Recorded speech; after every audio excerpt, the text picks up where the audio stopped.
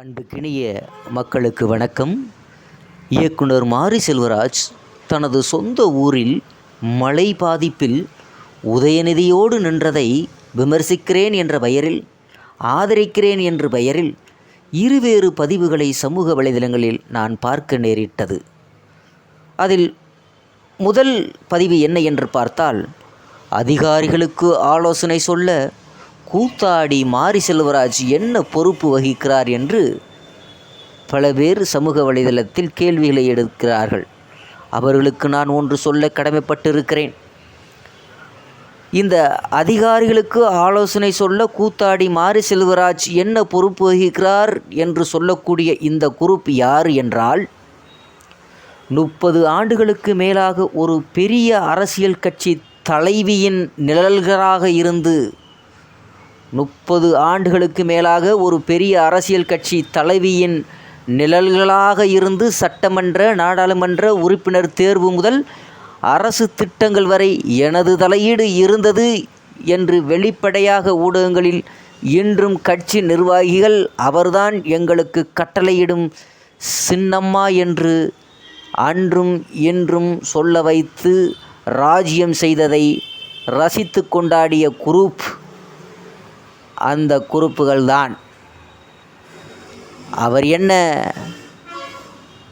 என்ன வேலைக்கு போனார் போயஸ் கார்டுக்கு?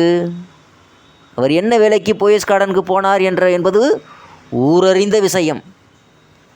சினிமாவில் அருவாள், பெரிய மீசை, சாதிவெறி, சண்டியர்த்தனம், கொலை, கொள்ளை, காட்டுமிராண்டித்தனம், வழிப்பறி என தனது சமூக பல கூத்தாடிகளால் காட்சிப்படுத்தப்படுவதை கண்டிப்பதற்கு மாறாக, நாங்கள் அப்படித்தான் என படம் வந்து பல வருடங்கள் கழித்தும் பெரிய மீசையையும் பங்கும் வைத்து மயிரிழ சாதியை காப்பாற்றும் கோமாளி குறுப்புதான் இது மாதிரியான பதிவுகளை சமூக வலைதளத்தில் பரப்பிக் கொண்டிருக்கிறார்கள்.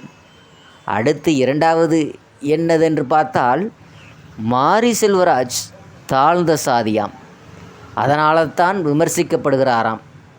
இதை எழுதியது யாருன்னா, திமுக தவகல் தொழில்நுட்ப அணி உறுப்பினர்கள். தென் மாவட்டங்களில் கொட்டி தீர்த்த பெரும் மழையால் கொத்து கொத்தாக மக்கள் பாதிக்கப்பட்டிருக்கிறார்கள்.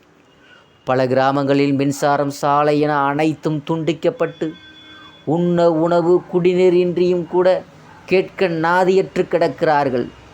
இந்த நேரத்தில் தனது தோல்வியை மறைக்க மாரி செல்வராஜை ஆயுதமாக, அதுவும் தாழ்த்தப்பட்ட ஆயுதமாக பயன்படுத்தி பொது வெளியில் எழுதுகிற புத்தியை எதை கொண்டு அடிக்கலாம்? எங்கே அப்பேற்பட்ட சாதிவெறி பிடித்த எவருக்கும் திமுகவில் பதவிகள் ஏதும் இல்லை, இனி அனைத்து பதவிகளுமே தாழ்த்தப்பட்டவர்களுக்கே என்று கோரிக்கை வைக்கும் துணிச்சல் இந்த அரிய வகை கோமாளிகளுக்கு உண்டா என்ற கேள்வி எழுகிறது. ஒற்றை மாவட்ட செயலாளர் பதவிக்கு துப்பு இல்லை, ஆனாலும் அவர்கள்தான் சமூக நீதி காவலர்கள். திமுகவை பொறுத்தவரை இவ்வளவுதான் மாரி செல்வராஜ் போன்றவர்கள். உண்மையில் வெள்ள பாதிப்பிற்காக அரசியலுக்கும் முன்பாக களத்தில் நின்று திமுக அரசு எந்திரம் தோற்றுப்போனதை தோலுரித்த மாரி செல்வராஜ் உதயநிதியோடு அங்கு நில்லாமல் இருந்திருந்தால் திமுக வாங்க வேண்டிய அடியைத்தான் வாங்காமல் உள்ளபடியே தனது ஊர்க்காரர்களால் உறவினர்கள் மேல் உள்ள அக்கறையை காட்டி மக்களின் அன்பை பெற்றவனாகி இருப்பார். மாறாக ஏதாவது நல்லது நடக்கும் என்று திமுக என்னும் மண் குதிரைக்கு அருகில் நிற்பதால் தான் இத்தனை கடினமான சூழலிலும் கூட மற்றவை எல்லாவற்றையும் ஒதுக்கி வைத்துவிட்டு தாழ்த்தப்பட்டவன் என சமூக நீதி பெயர் பொய்யர்களாலும் சாதிவெறி கோமாளிகளாலும் விமர்சனத்திற்கு உள்ளாகிறார் இந்த மாரி செல்வராஜ். எல்லோரும் அரசியல் என நினைத்து கொண்டு பேசுவதெல்லாம் இங்கு அரசியல் இல்லை.